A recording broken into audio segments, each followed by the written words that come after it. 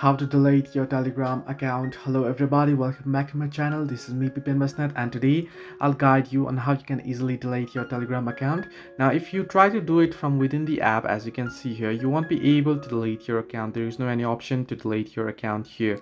So what you want to do is, first things first, you want to head into your browser. On your browser you want to head into mytelegram.org.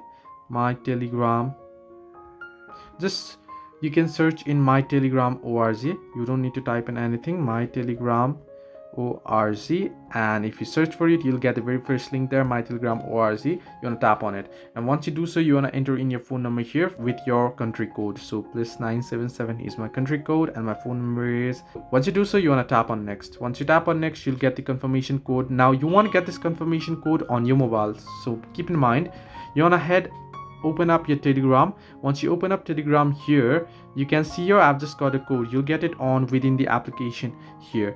You can see, dear Pipin, we received a request from your account, and my login code you can see there. I'll just type in here real.